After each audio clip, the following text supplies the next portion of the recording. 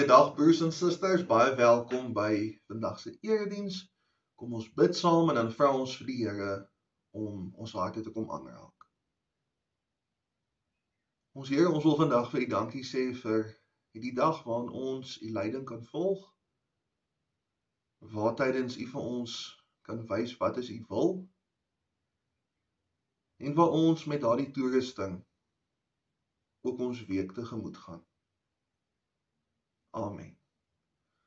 Ons lees vandag uit Lukas 17 en ons lees vers 5 tot 10 en dit is alles hierso op bladsy 94 in die Nuwe Testament. Toe sê die apostels vir die Here: "Gee ons meer geloof." En die Here antwoord: "As julle geloof soos 'n mosterdsaadjie gehad het, sou julle vir hierdie wilde vyeboom gesê het: trek jou wortels uit die grond en gaan plant jouself in die see, en hy sou na julle geluister het. Wie van julle sal, as hy 'n slaaf het wat besig is om te ploeg of skape op te pas, vir hom sê wanneer hy van die veld afkom: kom leen dadelik aan om te eet? Sal hy nie eerder vir hom sê: maak vir my iets gereed om te eet, omgord jou heupe en bedien my, totdat ek geëet en gedrink het, en daarna kan jy eet en drink nie? Hy bedank tog nie die slaaf net omdat hy sy opdragte uitgevoer het nie. Dieselfde geld vir julle. Wanneer julle alles gedoen het wat aan julle opgedra is, sê dan: ons is niks werd slawe. Ons het net gedoen wat ons moes doen. Ons lees net tot sover. Mag die Here elkeen seën wat die woord hoor en ook daaraan gehoor gee. Sover is hierdie jaar 'n baie goeie jaar vir strokiesboek films. DC se Superman en Marvel se Fantastic Four het baie goed gedoen. En dan begin die kinders mekaar vra, maar wie sou jy graag wou wees? Aquaman, The Flash, Batman met al sy geld. Wie sou jy graag wou wees? Ek wou altyd die Hulk gewees het, want as hy kwaad raak, dan raak hy sterk en hy raak groen. As ek kwaad raak ek laf en ek kry 'n hoofpyn. Nou, wat die een klink vir jou die lekkerste? Baie van ons het al gewonder, wie sou ons wou wees? Wat sou ons alles gedoen het as ons magtig genoeg was? Nou, van Jesus se volgelinge het ook so gevoel. Hulle sê vir Jesus, maar gee vir ons 'n bietjie meer geloof. En ons sou kon vra, maar wat bedoel hulle daarmee? Hoekom vra hulle vir nog geloof? Aan die einde van Lukas 16, dan vertel Jesus die storie van die ryk man en die bedelaar. Dis 'n storie oor omgee, oor welsyn en oor bekering. Wat het dit met geloof uit te waai, sou ons kon vra. En dan Lukas 17 begin met Jesus wat vir iemand sê, hulle moet mekaar vergewe. Die disippels moet mekaar hanteer op 'n manier waar vergifnis seëvier. Nou dit volg tog nie dat die disippels dan vra vir geloof nie. Genade miskien, naaste liefde dalk, maar wat het die feit dat ek iemand 7 keer in dieselfde dag nog moet vergewe, tog met geloof uit te waai? Hoekom kort ek juist geloof? Hoekom het hulle nie vir iets anders gevra nie? Nou, party van ons lidmate wat mooi onthou, weet ook dat in Grieks beteken geloof en vertroue presies dieselfde ding.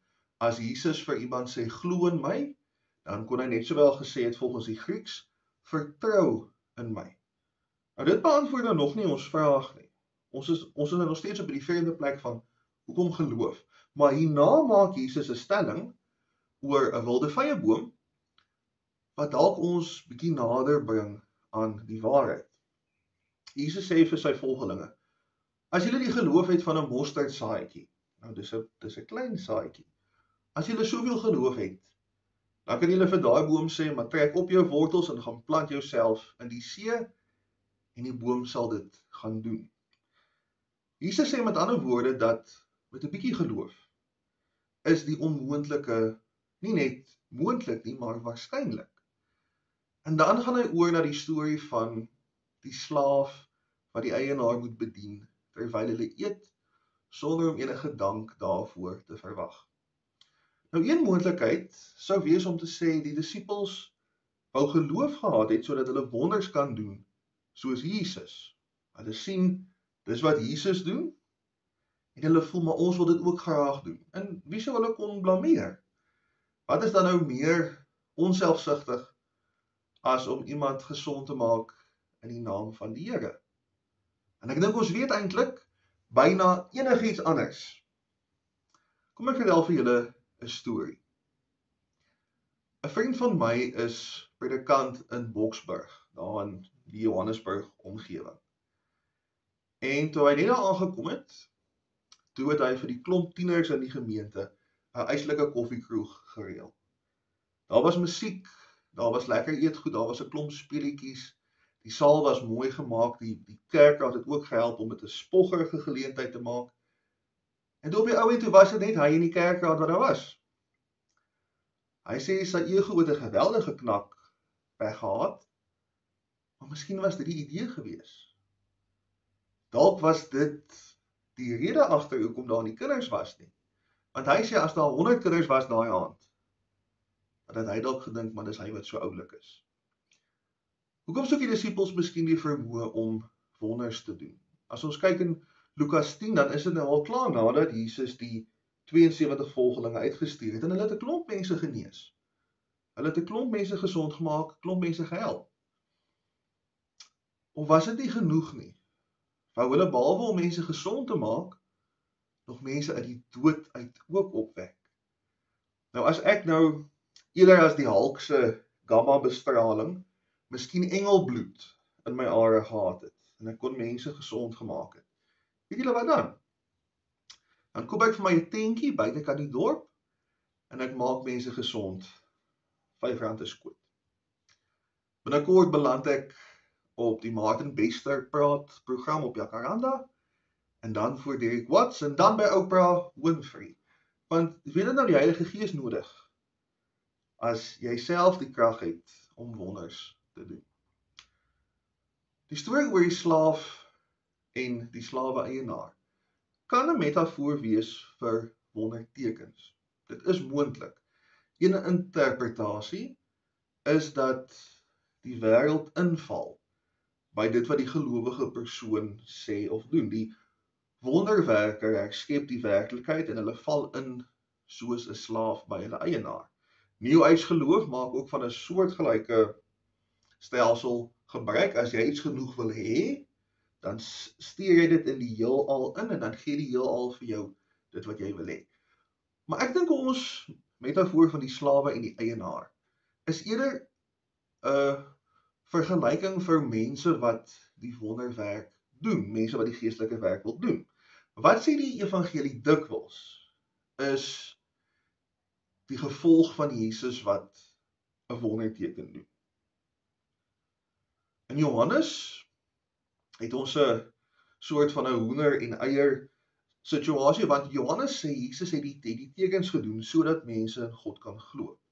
Lukas is 'n bietjie meer subtiel. Lukas sê Jesus het die teken gedoen en toe het mense geglo. So of in Lukas dit 'n geval is van die geloof wat eerste is en dan word die tekens gedoen sodat mense kan glo, of die tekens is eerste en dan glo mense as gevolg daarvan. Wat die ene nou is, dit maak nie saak nie, maar daar's 'n verband. Jesus doen nie die tekens sodat mense sy ego kan streel nie. Jesus help mense en dit het die gevolg dat mense in hulle Skepper glo.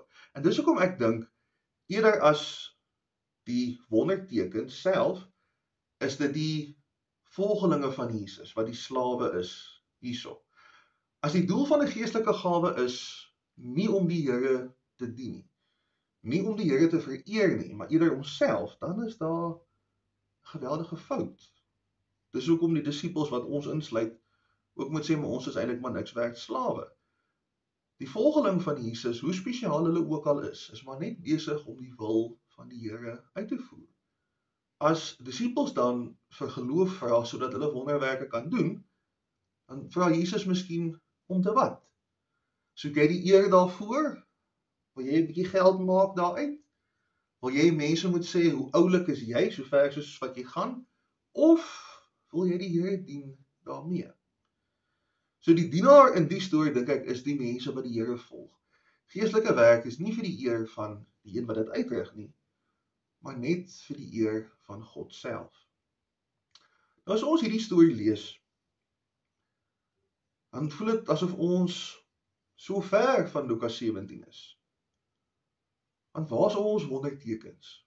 Hoekom kan ons nie ook net mense aanraak en dan raak hulle gesond nie? Maar ons kom tog iets agter van 'n alledaagse geloof. Die Heilige Gees werk op 'n bonatuurlike wyse, want ons kan nie verklaar altyd hoe die Heilige Gees werk nie. En tog is dit die natuurlikste iets op aarde om te dink dat die Here wat die aarde gemaak het, nog daarin teenwoordig is. Dis 'n paradoks. God is terselfdertyd geheimlik, misterieus en alomteenwoordig. God is onvermydelik. Nou ons weet tog almal dat die Here nie net in die indrukwekkende maniere werk nie. Jesus van Goeie Vrydag en van Opstanding Sondag is dieselfde Jesus van daai Saterdag in die middel toe daar niks gebeur het nie. Daar word mos vir die disippels wat ons insluit gesê om nederig te wees in hulle disippelskap. So hoekom ontken mense dan so maklik die wonders wat op 'n natuurlike wyse verklaar kan word? Hoekom is dit as Dr. Christian iemand gesond maak, is dit dan hoe minder van die Here af, as wat iemand vir hulle gebid het en hulle raak dan gesond? Ons hoor so baie stories van geloofsgenesing. Maar waar is die opgewondenheid daaroor? As dit net kom by die alledaagse wat God ook vir ons gedoen het. Waar is daai opwinding as dit kom oor die siekte wat deur medisyne opgelos is, of die gewas wat met chirurgie verwyder is? Sou dit nie ook hoogmoed wees om te sê dat maar net God se bo-menslike werke is vir ons goed genoeg nie? Wat van al die klein wonderwerke wat God elke dag vir ons doen? En as ons dan tevrede is met hierdie gewone wonderwerke, dan beteken dit ook dat ons geloof kan nederig wees.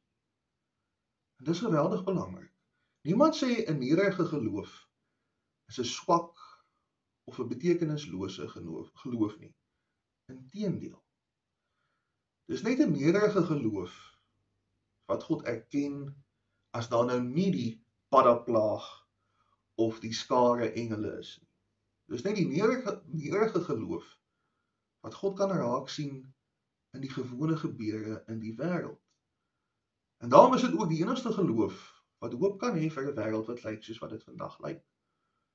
Ons glo die Here is reeds besig om in die harte van mense te werk. Ons is reeds in 'n wêreld waar God besig is om mense vir die beter te verander. Rasisme, geweld, korrupsie, uitbuiting, hierdie verskynsels hoef nie so te wees nie, en die Here is reeds besig om iets daaraan te doen. Maar dis nie net die landwye probleme nie. God werk ook in elkeen van ons, en is besig om ons stadig maar seker te herskep in die beeld van Jesus. Deur ons is God klaar besig om die wêreld 'n tikkie beter te maak. Nou ons is nie net disippels of getuies van God as ons die erediens bywoon of as ons iemand evangeliseer nie. Ons is ook disippels as ons goeie vriende is. As ons mense wat oor ons pad kom mooi behandel. Ons is disippels as ons maklike kollegas is, as ons mense help om hulle werk te doen en as ons dit lekker vir hulle maak om by die werk te wees. En ons is disippels as ons liefdevolle familie is. As ons bereid is om die ou koeie in die sloot te los en om mekaar te verdra. Ek kan in 'n vuurtoring sit, nooit mense sien nie, net daar werk met die liggie heeldag en aldag. En ek kan 'n getuie wees vir Jesus. As ek dit doen met die doel dat ek die skepe wil beskerm wat in die hawe inkom, dan is ek besig om in geloof te lewe. Dis dalk nie 'n indrukwekkende geloof nie. Dis dalk nie 'n geloof wat my die fokuspunt daarvan maak nie. En dis dalk nie die soort lewe wat dokumentêre oor geskryf gaan word en waaroor geestelike boeke gepubliseer word nie. Maar dis genoeg. Dis genoeg, sodat ons die Here se wil kan uitvoer, en dis genoeg vir enige iemand wat vra vir geloof. Amen. Ons Here, ons wil vandag dit voor u voete kom neerlê, as ons dalk nie tevrede is met 'n alledaagse geloof nie, as ons net die wonder soek, as ons net die sensasie najaag. Here, help ons om geestelik wakker genoeg te wees om u te sien oral rondom ons, nie net in die skepping nie, maar ook in die mense wat u geskep het. Here, ons vra dat u ons land sal help met al ons probleme, en dat u ons sal gebruik om dit te doen, in die huis, in die gemeenskap, maar waar ons ook al kom. Baie dankie dat u mense soos ons gebruik, mense wat dalk miskien nie wonderwerkers is nie, maar wat deel kan wees van die groot huisgesin. Amen.